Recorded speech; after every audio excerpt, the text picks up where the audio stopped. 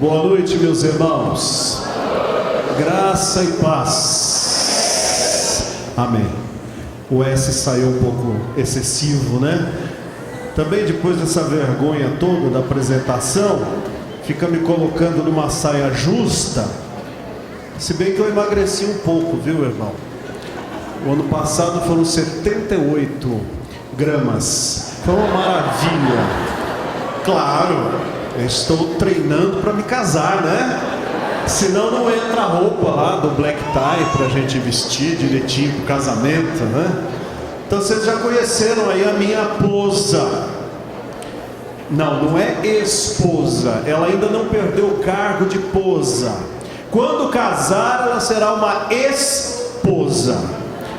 Aliás, depois os irmãos vão começar a falar assim, né? Olhando eu andando na rua assim, com 10 filhos do lado. Vão dizer assim: ah, pastor, por que não deixou metade em casa? Eu vou dizer: já deixei, irmão. Pois é, eu quero saudar os irmãos. Com muita alegria estou aqui no congresso deste ano. Me lembro que o último congresso do Conjubag foi lá na FIG.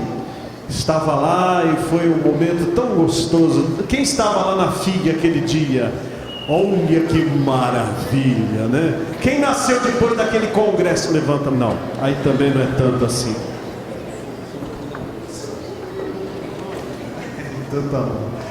Então, irmãos, mas eu conheci a Elaine num acampamento. Impressionante isso, né? Por isso, olha, quando tiver acampamento da sua igreja, vai orando. Demora, mas chega. Eu fui preletor no acampamento lá da central do Tremembé, lá na zona norte de São Paulo. Foi em 2006. Aí eu estava lá pregando e tal, e ela estava participando do congresso. E aí, né, meus irmãos, começamos a dizer assim: pois é. E ela virou para mim: e não? E aí eu disse: acho que é, né? Nós ainda estamos naquela fase de amor, a lua, cadê a lua? Se escondeu por causa da sua beleza.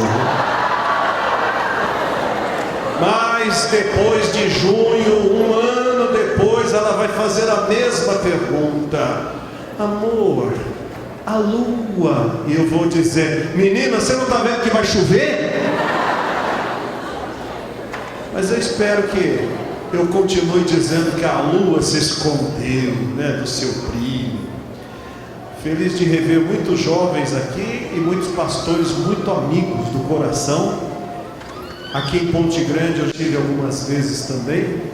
E eu quero louvar a Deus por esta grande oportunidade de compartilhar a palavra neste congresso, cujo tema, Novo Tempo, uma nova história, que já foi sobejamente falado aqui, tem muito a ver com o passado, bem passado, mas de alguém que também queria fazer uma nova história e um novo tempo. Só que agora nós vamos combinar o seguinte: o silêncio vai ser total. Sei que os nossos ouvidos ainda não acostumaram ao silêncio, mas vão acostumar. Então vamos fazer aquele silêncio total. Vamos meditar na palavra de Deus, que com certeza foi a palavra de Deus quem transformou a vida de cada um de nós um dia, não é verdade? É a palavra de Deus. Então nós vamos dar oportunidade para que a palavra de Deus fale ao nosso coração. Abra sua Bíblia no texto que está no segundo livro dos Reis, capítulo 23. E aí deixa eu pedir para o pessoal que está do lado de lá, se puder entrar, sentar aqui no chão, vai ser muito bom. O pessoal que está aí na porta, vamos compartilhar um pouco da palavra de Deus. Vamos estar juntos aqui. Eu sei que no momento dos cânticos é muito importante, mas no momento da meditação da palavra também. Segundo livro dos Reis, capítulo 23.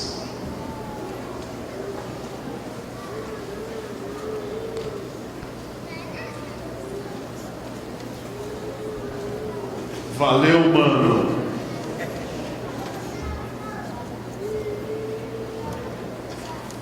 Versículo 24. Vamos acompanhar aí o que diz a palavra de Deus. Aboliu também Josias os médiuns, os feiticeiros, os ídolos do lar, os ídolos e todas as abominações que se viam na terra de Judá e em Jerusalém, para cumprir as palavras da lei que estavam escritas no livro que o sacerdote Ilquias achara na casa do Senhor. Antes dele não houve rei que lhe fosse semelhante, que se convertesse ao Senhor de todo o seu coração e de toda a sua alma e de todas as suas forças, segundo toda a lei de Moisés, e depois dele nunca se levantou outro igual. Somente estes 2 versos, mas nós vamos falar a respeito desta pessoa, porque hoje é um tempo muito interessante que nós estamos vivendo, que enquanto estamos aqui sentados, ouvindo a pregação, as canções, participando do congresso, lá no Egito, as pessoas estão na rua, quebrando tudo, para poder mudar de governo e fazer uma nova história para o país. Na Tunísia já fizeram isso anteriormente, e outros países diversos dos árabes, isso está acontecendo. Estão tentando colocar uma pedra na sua história e começar uma nova história. Como ela vai ser, nós não sabemos, mas eles estão tentando fazer isso. E o mundo inteiro só fala de nova história e de novo tempo. Governos entram, governos saem, nova história e novo tempo. Namoros começam, namoros terminam, e a pessoa diz: uma nova história, um novo tempo. Igrejas trocam de pastor, ou entram numa crise, saem da crise, uma nova história, um novo tempo.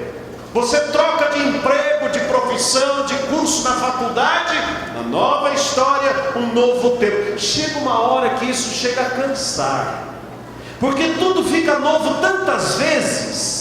Nunca se teve tanta informação como nos dias de hoje.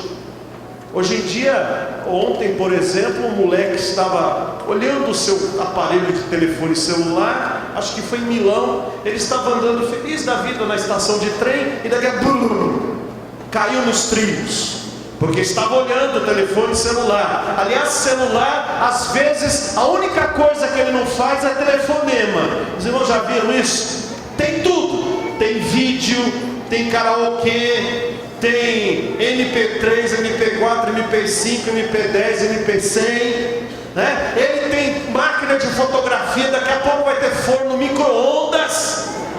Mas às vezes você fala: aonde eu vou arrumar um telefone para poder ligar? Que ele tem tudo, menos o que precisa. Mas informações, antigamente, quando você precisava de uma informação, você ia às enciclopédias, você ia à Barça, você ia à Enciclopédia Britânica, você estudava, você preparava. Hoje, aperta uma tecla lá no Google e você precisa de um trabalho sobre o tamanho da parede dentro de um salão, segundo a ótica de uma formiga. Esse é o tema do seu trabalho. Você aperta lá, tem. Você pega o trabalho e já entrega na escola. Você nem leu, nem estudou, nem se preparou. Nós estamos vivendo uma época de coisas tão simples, tão banais, tanta falta de conteúdo. E isso estava acontecendo na vida deste rei chamado Josias. Josias era neto de um péssimo rei, rei Manassés. Foi o pior rei do reino do sul. Ele foi ruim demais. Ele construiu templos para adoração de demônios dentro de Judá. E ele foi amaldiçoado por Deus pelas coisas que fazia. Você quer ver algumas coisas que se fazia no tempo do rei Manassés? Por exemplo, havia uns lugares lá nos altos, onde eles faziam as suas sessões de sexo cultual. Sabe o que era isto? Era você ter uma garota de programa ou um garoto de programa diante de uma imagem de escultura e dizer que aquilo era um culto para Deus. Ou então, algumas casas onde eles vendiam roupinhas para você vestir a imagem de escultura. Tadinha, a imagem está com frio, né? Então você vai lá e que nem a Barbie, você vai trocando as roupas, né? Troca a roupa do seu santo. E lá tinha roupinhas santas para santos do dia. Dentro de casa você guardava algumas coisas chamadas terafins, que eram pequenas imagens que abençoavam o seu lar. Era para o seu culto doméstico, né? Adoravam Shamash, o Deus Sol. Faziam sacrifícios até de cavalos para o Deus Sol, que era para ele cavalgar melhor lá no céu, enquanto o dia corria, se desenvolvia. Eles queimavam crianças em sacrifício de Moloque e de Astarote. Tinha uma imagem que ela era oca, ela era de um metal que não se derretia com tanto fogo, era de bronze, e eles enchiam aquela imagem de carvão aceso. E então você pegava com alegria quando seu filhinho nascia, e você falava: ó Moloque, ó Astarote, está aqui um sacrifício para ti. E jogava nos braços daquela imagem incandescente o seu neném. Ele morria assado, cozido na hora. Aquele era o sacrifício que se fazia. Esse era o país onde nasceu Josias, lá no Reino do Sul. Tinha um poste ídolo que era a mulher de Baal. Aquele poste ídolo, embaixo dele eles faziam uma festa de carnaval, e ali comiam carne de porco e faziam tudo aquilo que Deus não queria. O livro da lei estava perdido. Hoje você tem aí na sua Bíblia, aliás, a sua Bíblia está aí? Quem está com a sua Bíblia, levanta ela aí agora. Opa, temos bastante Bíblias aí. A sua Bíblia começa com qual livro? Depois vai para qual? Depois vai para qual? Depois vai para qual? Depois vai para qual? Depois vai para... Tá bom já, né? Esses que você acabou de citar aí estavam perdidos. Judá perdeu os livros. Não pense você que você ia na livraria evangélica de Judá, né? Na casa da Bíblia de Jerusalém. Isso não existia. Aliás, a maioria das pessoas não sabia ler. Quem sabiam ler eram os sacerdotes, os escribas, os amanuenses. Eles sabiam ler. Então, para que o povo ouvisse a lei, alguém tinha que lê-la. Como tinham perdido o livro, fazia mais de 40 anos que não se lia a lei de Deus. Imagina como que o povo ficou. Hoje você tem uma Bíblia, você pode escolher a sua Bíblia. Qual tradução você tem? Você pode escolher NVI, pode escolher revista atualizada, revista corrigida, pode escolher Bíblia do jovem, Bíblia do velho, Bíblia do careca, Bíblia da criança, Bíblia do octogenário, Bíblia do marceneiro, Bíblia do homem que ora, Bíblia do homem desviado. Você tem tudo. Você tem a escolher a Bíblia que você quiser. Mas naquele tempo não tinha. Tinham perdido, principalmente citado aqui, o livro de Deuteronômio. Estava perdido. Quando morreu Manassés, Amon, o seu filho, reinou no lugar. Reinou pouco tempo, porque ele é pior que o Manassés aí. Deus fulminou com aquele cidadão. E sobrou o netinho. Sobrou Josias. O Josias, cujo nome significa Deus sustenta, ou Deus sara, ou Deus apoia. Ele reinou um tempo razoável. Ele reinou de 640 a 609 a.C. Mas sabe com quantos anos ele virou rei? 8 anos. Você já pensou colocar uma criança para rainha ou para rei do país com 8 anos de idade? Coisa boa não vai sair, né? Parque de diversões para todo mundo.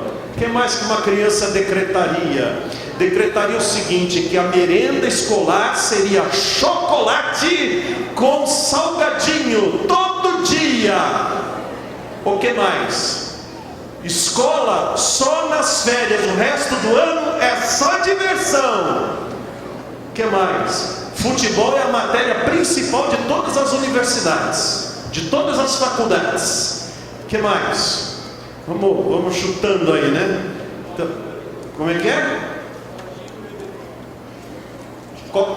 Todinho no bebedouro. Irmão ganharia o concurso. Todinho, olha, essa eu nem tinha pensado. Eu te apoio. Todão também. Que maravilha, né? Mas naquele tempo não tinha todinho, não tinha salgadinho, não tinha, como disse o pastor Aparecido aqui, o Big Mac. Aliás, isso já enjoou, né? Agora bom mesmo é espetinho, né? Espetinho de gato depois do culto, assim, é muito bom, né? Mas não é gato não. Agora, a verdade é que ele com 8 anos não sabia nem o que fazer. Mas aquele sacerdote que cuidava dele, Ilquias, que era pai do profeta Jeremias, ele ainda ensinava alguma coisa da palavra de Deus para esse menino. Entretanto, esse menino não conhecia o Deus que tirara esse povo do Egito, não conhecia. Mas ele sabia que os reis que o antecederam tinham destruído o templo. Os outros templos estavam todos bonitos, todos cheios de imagens, todo conforto que você pudesse imaginar, eles tinham. Mas a casa de Deus estava com a janela trincada, a porta arrebentada, o chão cheio de terra, cheio de sujeira, morcegos dentro da casa de Deus, casa que foi inaugurada pelo rei Salomão como a maior de todas as obras daquele tempo. Estava destruída. E então ele falou para os sacerdotes: olha, vão lá na casa de Deus e dão uma varrida lá, dão uma limpada, e vamos ver se a gente conserta a casa de Deus, que todos os outros templos aqui estão tão bonitos, mas a casa de Deus está tão feia, vamos dar uma reformada na casa de Deus. E lá vão escrivão, sacerdote, a comitiva toda, e chegam na casa de Deus. Cada um pega uma vassoura, cada um vai limpar um pouquinho, vai juntar a tranqueira para ver o que põe no lixo, o que guarda, e de repente eles acharam um rolo todo escrito, era um pergaminho. Aí o sacerdote pega e abre aquele pergaminho, era o livro de Deuteronômio. Veja que nós não tínhamos cópias assim circulando, estava perdido. Quando ele pega aquele livro e fala: pessoal, vem cá, deixa eu ler esse livro aqui que eu acabei de achar, é livro muito antigo, dos nossos pais ainda, eu acho que até o Moisés que escreveu esse livro, vamos ver o que está escrito aqui. E ele começou a ler. De repente ele leu aqueles trechos que diziam assim: não terás outros deuses diante de mim, não farás para ti imagem de escultura, nem semelhança alguma do que há em cima nos céus, nem embaixo na terra, nem nas águas debaixo da terra. Não as adorarás, nem lhes prestarás culto, porque eu sou o Senhor. Quando eles leram estas coisas, e leram mais um trechinho que dizia assim: se vocês me abandonarem, se vocês forem para os deuses de barro e de pedra e de ferro, que têm boca mas não falam, têm ouvidos mas não ouvem, todos os deuses das nações, eu destruirei o seu país, porque eu tirei vocês do Egito, da casa da servidão, para que fossem meus servos. E se vocês aqui na terra, que mana leite e mel, aonde vocês irão, quando plantados ali, com casa, com parreira no quintal, com a sua cabra ou vaca de leite, com tudo que precisa, você se esquecer de Deus, ou foi para outros deuses, podem escrever: eu destruirei o seu país. Aquele sacerdote, quando escutou este negócio, ficou doido. Ele falou: meu Deus do céu, o que é isso? Pessoal, vocês estão vendo o que está escrito aqui? Sim, nós estamos ouvindo, sim. E eles então pegaram aquele rolo, correram lá para o imperador, o garoto Josias, e chegando lá para Josias, disse: Josias, você mandou a gente limpar a casa do Senhor, nós limpamos, mas nós achamos uma coisa que você precisa escutar. Aí ele, já adolescente, disse: tá bom, então leia, deixa eu escutar o que vocês acharam lá. Aí eles cataram o rolo, abriram e foram ler o livro de Deuteronômio, esses trechos que eu acabei de falar para vocês. Quando esse menino, quando esse adolescente escutou que Deus iria pesar a mão sobre Israel, se eles fossem adorar outros deuses, se eles fossem prestar culto para outros deuses, e de repente ele começou a pensar nos templos que Salomão tinha construído, porque Salomão era o homem mais inteligente do mundo, mas ele foi no fim da vida dele o mais burro de todos. Primeiro, que ele não respeitou o princípio do casamento segundo a vontade de Deus. Família completamente desestruturada. Ele não tinha uma esposa, ele tinha 1000. Sabe o que é 1000 esposas, meus irmãos? Sabe o que é 1000 sogras, irmãos? Irmão do céu! Não, é uma situação desesperadora. Mas não é só isso. Sabe por que ele casou tantas vezes? Assim, foram 700 mulheres e 300 vice-mulheres, né? São as concubinas. Sabe por que ele casou tanto assim? Porque funcionava assim. A Dilma não dá para falar porque ela é mulher, então vamos catar o Lula. O Lula vai fazer um acordo com a Argentina. Chega na Argentina, e aí o presidente da Argentina dá a filha para credenciar esse acordo. Aí ele vai para o Uruguai, também faz um acordo com o Uruguai. O rei do Uruguai dá a filha também. Haja filha, meus irmãos. Haja almoço, janta, café da manhã, haja tudo. E lá estava Salomão com 1000. Mas não foi só isso. Ele ganhou esposa Sidônia, Eteia, Cananeia. Ele ganhou esposas de todas as nações que Deus mandou destruir. E sabe o que as esposas diziam para ele? Chamavam ele com aquele típico nome, né? Amor, Salomãozinho, oh, salame, eu gostava tanto de adorar meu Deus lá na minha terra, eu sinto tanta falta. Querida, você sente falta? Então eu vou mandar fazer um templo para você. Ele nem perguntava como que era o sacrifício, ele nem perguntava que era queimando criancinhas, ele simplesmente mandava fazer. E quando ia na inauguração, diz a Bíblia que até incenso ele queimava nesses templos. Então Josias estava dizendo: meu Deus, Salomão conhecia esse texto, o que ele teve que fazer esses templos aqui? E ele começou a ver as coisas que o seu avô Manassés fez. Ele fez uns postes com a lua, com Júpiter, com Urano, com todos os astros do zodíaco, para queimar incenso e fazer sacrifícios junto deles. E ele disse: meu Deus, a nossa terra está amaldiçoada. Ele não perdeu tempo, ele falou: não, a gente tem que correr atrás do estrago. Estragaram o nosso país, destruíram a nossa história. E nós queremos começar um novo tempo, uma nova história aqui em Judá, mas está tudo errado, destruíram os valores, nós chegamos onde estamos e não há mais nenhum valor. Vamos perguntar para a profetisa Hulda, que era uma mulher de Deus, cuja palavra era uma palavra respeitada. Então ele mandou esta comitiva para conversar com ela e dizer assim: profetiza, e agora? Como vai ficar a situação do nosso país?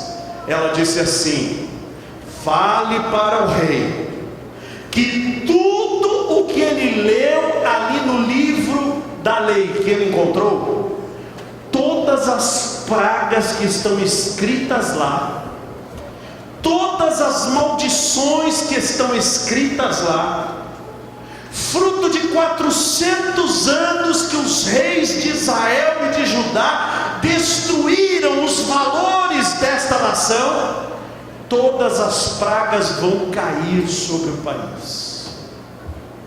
Mas também digam para ele uma coisa: que por causa do seu coração, por ter sido um coração que se quebrantou com a voz de Deus, por ter sido um coração que se preocupou com o castigo de Deus e em fazer a vontade de Deus, pode dizer a ele: o mal vai vir, mas Deus vai poupar este mal no tempo dele.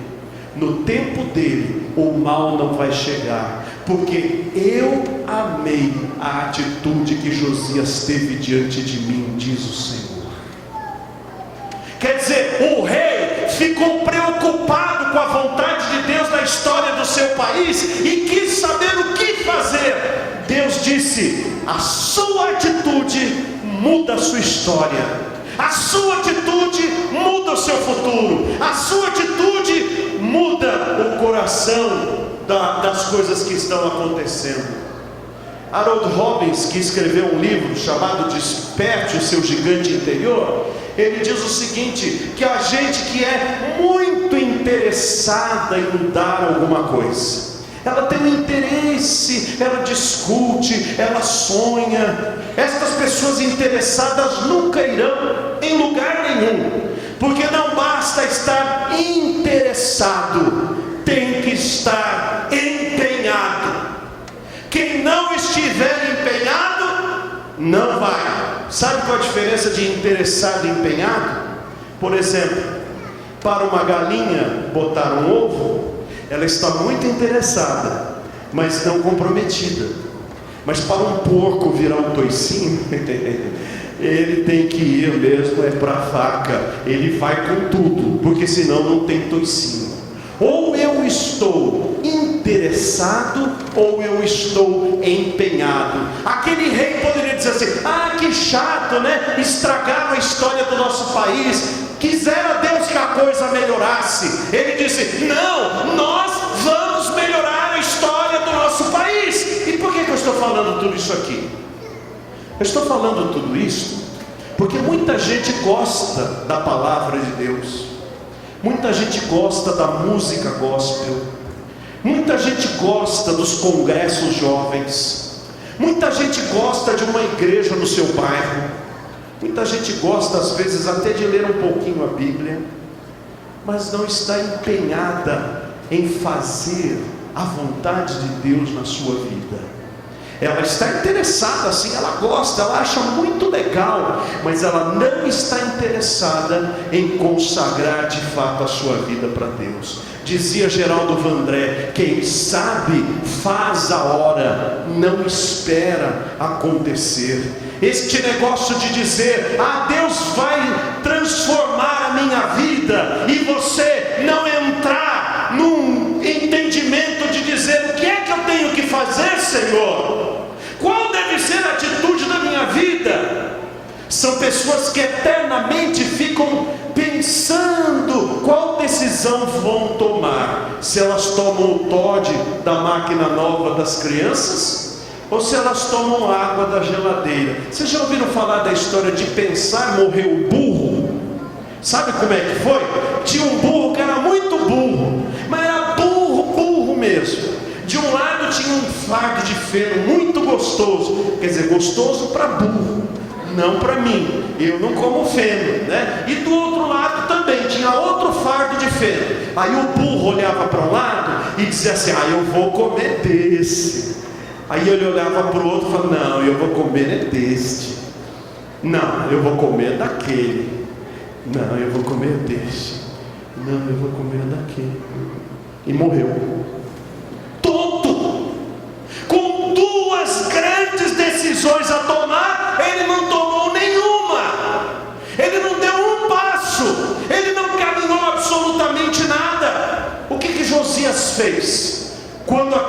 aqueles sacerdotes vieram e disseram assim: Rei Josias, a profetisa falou para nós que realmente as maldições virão sobre a nossa nação, mas ela disse que não no seu tempo. Ele disse: então nós vamos trabalhar para que elas não venham em tempo nenhum, porque nós vamos consagrar o nosso país. Sabe o que ele fez? Ele fez várias coisas que você encontra aí no segundo livro dos Reis. Primeiro, ele subiu lá para o templo e mandou ler o livro da lei para o povo. O povo escutou a Bíblia, e quando o povo escuta a Bíblia, o povo muda de vida, porque a Bíblia é a palavra de Deus, ela é viva e eficaz.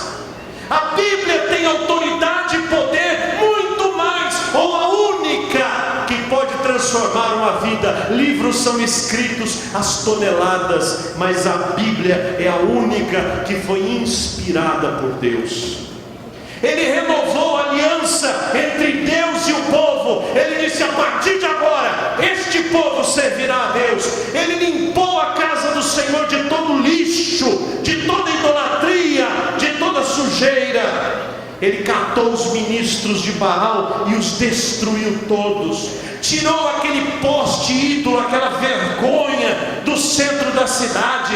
Foi até os prostíbulos que estavam debaixo das árvores, tacou fogo e destruiu tudo. E ele catou todas aquelas roupinhas que era para vestir imagens e tacou fogo nelas. Profanou os altares das montanhas, destruiu todos os altares onde queimavam crianças, tirou todos os cavalos consagrados ao Deus Sol, tirou os altares oficiais, os altares criados pelos profetas de Astarote, de Quemos, também de Milcom, os templos abomináveis que Salomão construiu. Josias foi lá e derrubou, queimou os ossos dos falsos profetas no pé de Betel, respeitou o sepulcro do profeta de Deus que estava profanado, destruiu os altares em Samaria. No reino do norte havia 2 bezerros onde as pessoas iam adorar a Deus. Sim, não eram deuses, eles adoravam a Deus na imagem de um bezerro,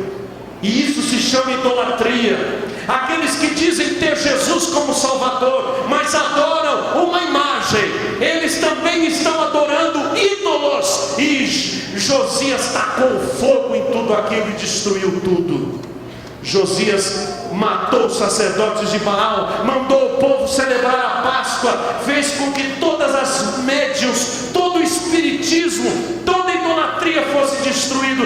Não houve rei como Josias no seu tempo. E sabe o que ele fez? Ele fez um novo tempo e uma nova história na vida do seu país, porque ele se empenhou em buscar a Deus.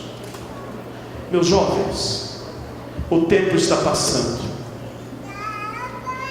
as igrejas estão apodrecendo, o evangelho deixou de ser o caminho de Deus para ser show business e para se tornar fonte de lucro para pessoas mal intencionadas. Hoje não se avalia Deus pelo que Ele é, mas pelo que Ele faz. Hoje não se avalia Deus pela sua santidade, pelos seus atributos, mas se avalia a Deus pelo que Ele pode fazer por mim. Fizeram uma pesquisa dias atrás nos Estados Unidos com uma câmera, e chegaram para as pessoas e perguntaram assim: você fala de Jesus para alguém? Você teria coragem de falar de Jesus para alguém? As pessoas diziam assim: ah não, eu tenho mais o que fazer, sabe, cada um pensa como quiser, eu não vou falar de Jesus para ninguém. Então o mesmo entrevistador dizia assim: e se eu te der $100, você falaria de Jesus para uma pessoa? A mesma pessoa diz assim: ah, por $100 a gente faz um esforço, né? A gente fala. E aí a pergunta foi: e se eu te desse $100 para cada pessoa que você falasse de Jesus hoje? Para quantas pessoas você falaria de Jesus? Uma dizia assim: ah, vou falar para 10. Outra dizia: eu vou falar para 20. Outra ainda foi mais além, dizia: vou falar para 1000. Começo agora e termino em 24 horas. Falo para 1000.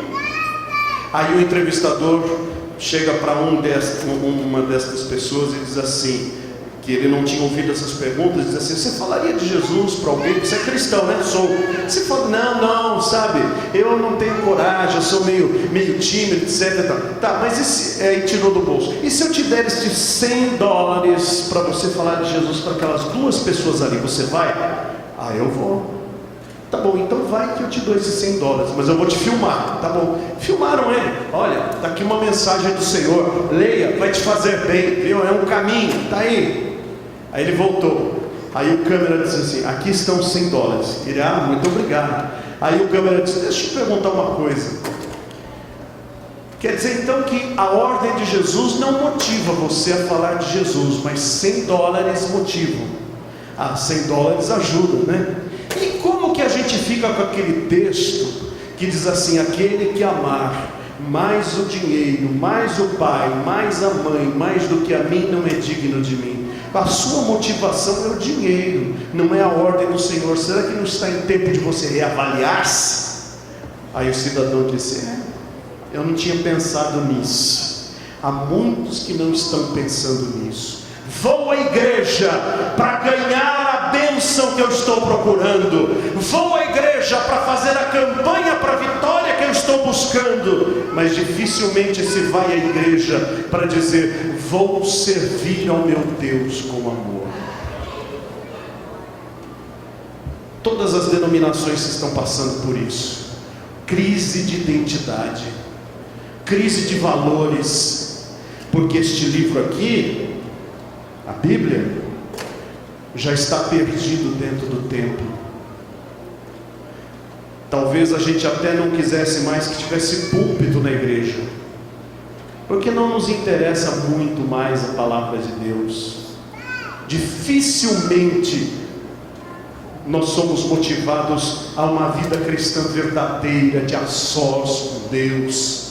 Jesus tinha graça e poder, ele vivia a sós com Deus. O apóstolo Paulo, Samuel que foi cantado hoje, Josias, as mulheres que temiam a Deus, Ana, Lídia, Priscila, eram pessoas que tinham tempo a sós com Deus. E quantos de nós estamos precisando conhecer a Deus de verdade?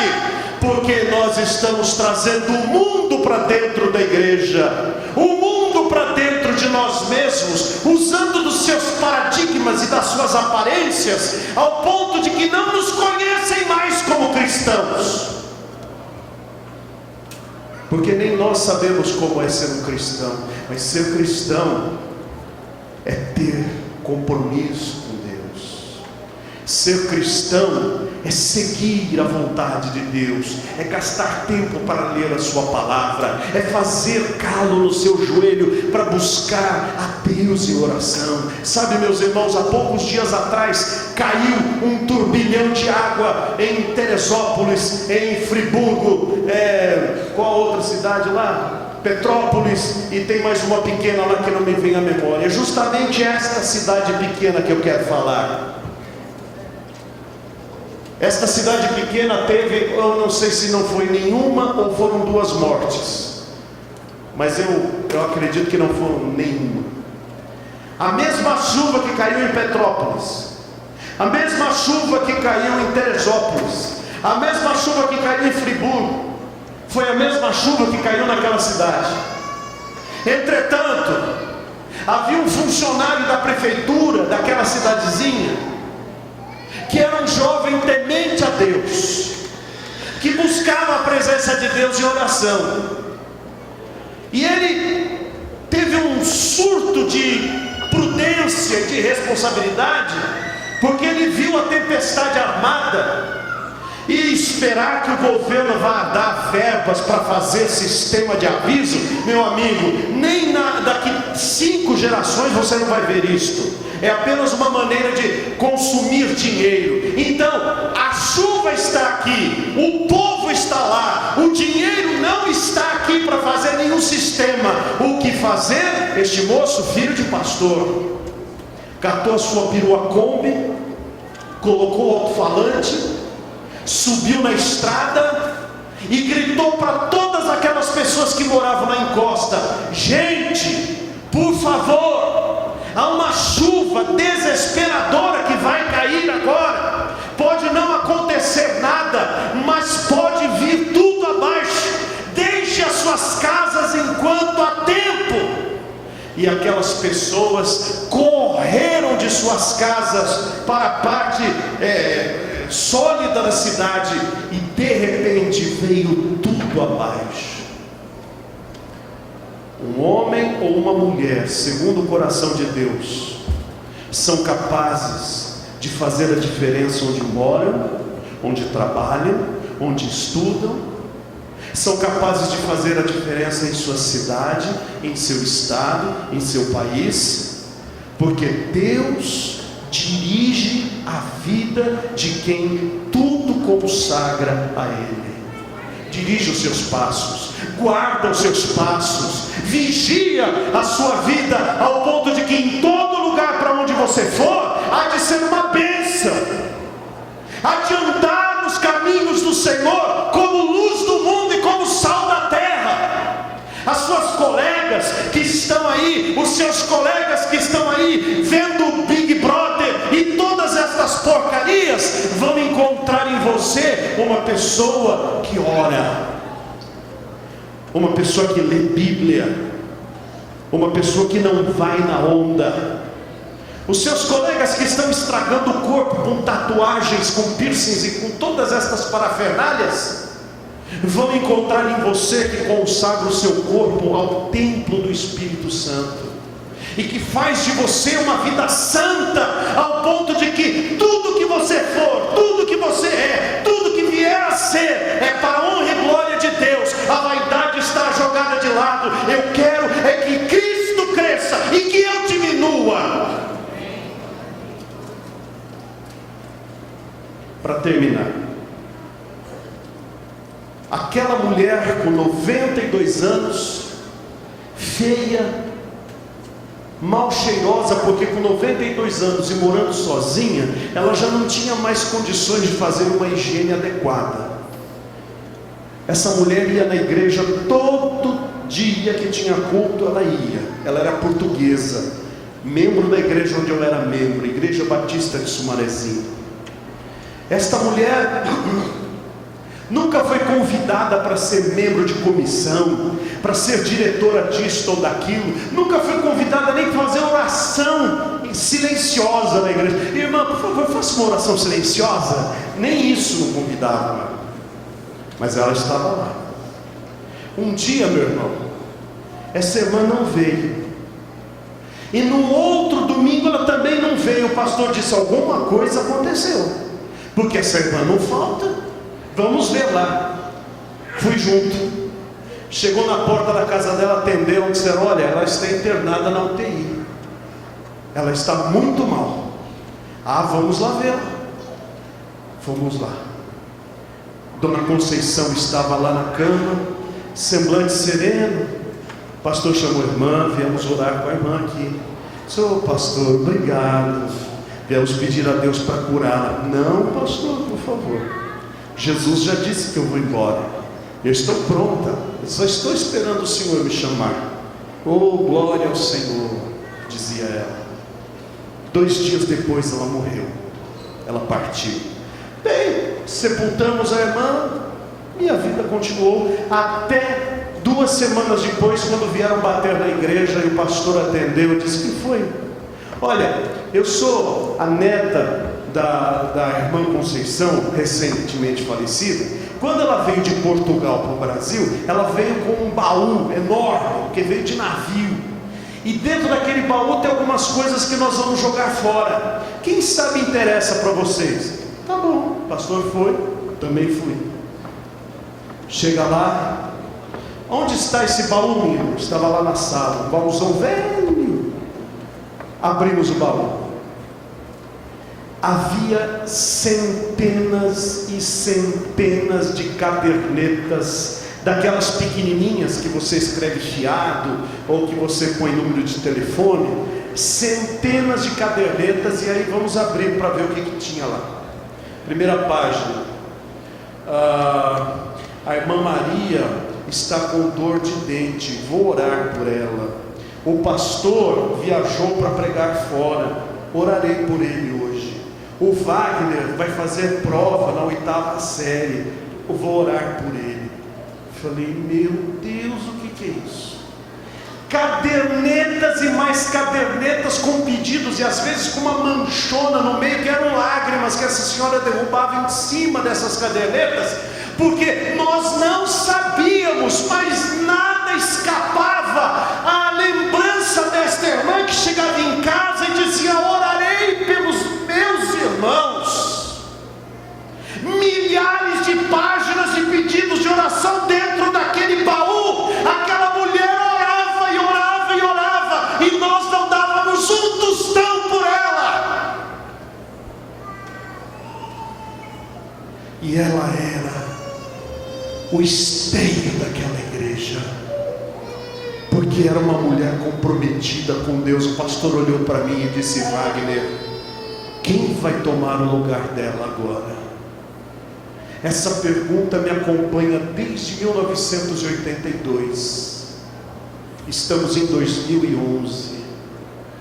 Se eu um dia chegar a 10% do tempo que esta mulher guardava em oração em busca da presença de Deus, eu vou dizer, olha, glórias ao Senhor por isso, mas nunca chegarei aos pés do que essa mulher era diante de Deus. Entretanto, uma coisa eu faço, cada dia eu digo para Deus, Deus, não permite que eu seja um escândalo para o teu evangelho, não permite que eu envergonhe a tua palavra e o teu reino, com o meu comportamento, com as minhas palavras, com as minhas decisões, com as minhas brincadeiras. Ó Deus, eu quero que quando olharem para mim, vejam Cristo em mim. Eu quero viver o que eu prego. Quando falarem o que é um batista, eu quero que se lembrem de mim, não pejorativamente, dizendo assim, olha lá, aquela peste é batista, mas que possam olhar e dizer assim, olha, ainda tem alguém que teme a Deus. Jovens, vocês vieram para este congresso, não é para pular, gritar, fazer campeonato, ouvir sermões, encontrar a galera. Acima de tudo, vieram aqui porque Deus os trouxe, e os trouxe com um plano. O plano de fazer com que o Josias da palavra, o comportamento de um jovem, um adolescente que decidiu levar Deus a sério e que mudou um país, seja o mesmo do seu coração, que pode mudar a sua casa, o seu casamento, o seu namoro, a sua seção onde você trabalha, a sua faculdade, a sua escola, o seu relacionamento com os pais e até a sua igreja, e principalmente a sua vida. Há uma vida de plenitude que aquele que deixa Cristo encher a sua vida experimenta. E esta vida de plenitude começa quando você diz a Cristo, tudo ao Cristo a ti entrego, tudo sim por ti darei. Resoluto, mas submisso, sempre, sempre seguirei. E fazer valer. Vocês querem ir embora também? Disse Jesus para os seus apóstolos. E Pedro tomou a palavra e disse, Senhor, para onde iremos nós? E Deus pergunta na sua palavra, vocês, eu, todos nós, queremos ser crentes nominais, apenas de oba-oba, para constar no IBGE que são crentes? Ou queremos ser homens e mulheres honrados, honestos, dignos, que se o Senhor pôr uma câmera, não do Big Brother, mas do Big God, dentro da nossa casa, sabe o que Ele vai nos achar fazendo à meia-noite, quando as câmeras estão ligadas, para ver quais as fofocas que podem fazer? Vão nos encontrar de joelhos em terra, orando e clamando, e consagrando e lendo a Bíblia, e falando de Jesus, e vivendo a palavra, e se arrependendo de pecados, e construindo uma nova história e um novo tempo. Mas começa com uma atitude. Eu quero levar Deus a sério, e com Deus na minha vida, esta nova história, este novo tempo, vão começar. Não é amanhã não, é hoje. Se hoje ouvires a sua voz, diz a palavra, não endureçais os vossos corações. Chega de evangelho de salgadinhos, chega de evangelho de comida que não nutre, chega de evangelho de aparência e de oba-oba. É hora de mergulhar e de verdadeiramente comprometer-se com Deus e dizer: Deus, o meu intelecto, a minha emoção, o meu físico, a minha alma, o meu tempo, a minha agenda, o meu trabalho, a minha escola, a minha família, o meu ser todo, eu entrego agora nas tuas mãos. Vamos fazer isto hoje? Talvez você já faça, mas há alguns aqui que tem que dar um ponto final em pecados que tem feito e que tem desagradado a Deus. Há coisas que a sua mãe não sabe, o seu pai não sabe, a sua mulher não sabe, o seu marido não sabe, o seu pastor não sabe, mas o diabo sabe, você sabe, e Deus também sabe. É hora de jogar fora tudo isso e de falar: Deus, lava-me. Lava-me. Não adianta, eu não quero viver uma mentira, eu não quero viver uma hipocrisia, eu quero ser um crente de fato. Por isso que a minha vida não produz, por isso que a minha vida não vai para frente, porque eu sou um blefe, eu sou uma farsa. Mas pode começar de novo agora, pode, é a nova história, é o novo tempo. Então eu quero pedir para você, que está sentado ouvindo a palavra, talvez seja o dia de você dizer: basta, a decisão que eu tenho de tomar, a tomarei hoje na presença de Deus.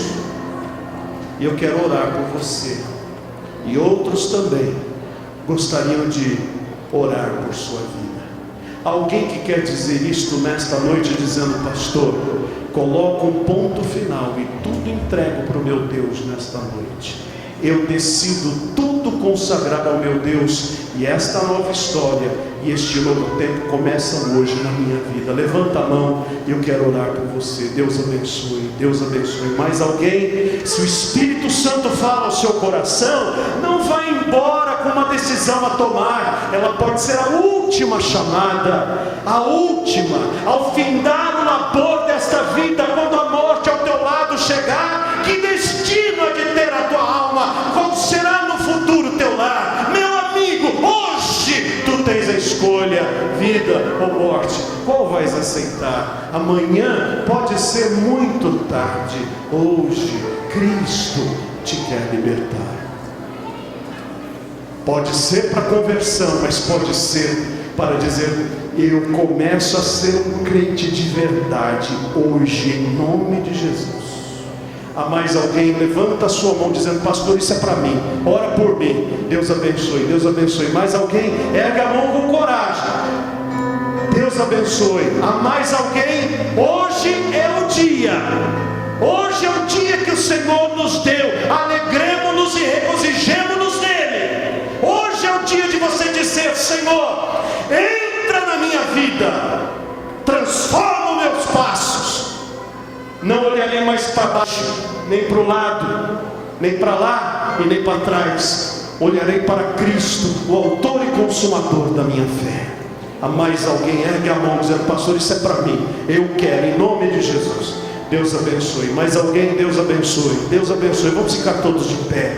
E eu quero convidar, se me permite, quem está administrando aqui o congresso, quem que é o líder, posso chamar as pessoas, por favor, deixe o seu lugar onde você está, para que nesta noite você não se esqueça: eu fui ali na frente tomar uma decisão diante do meu Deus. Deixe o seu lugar, vem aqui que eu quero orar pela sua vida. Não tenha vergonha não, o Senhor não se envergonhou de nenhum de nós quando esteve na cruz do Calvário. Deixe o seu lugar, vamos orar, vamos nos consagrar, vamos deixar o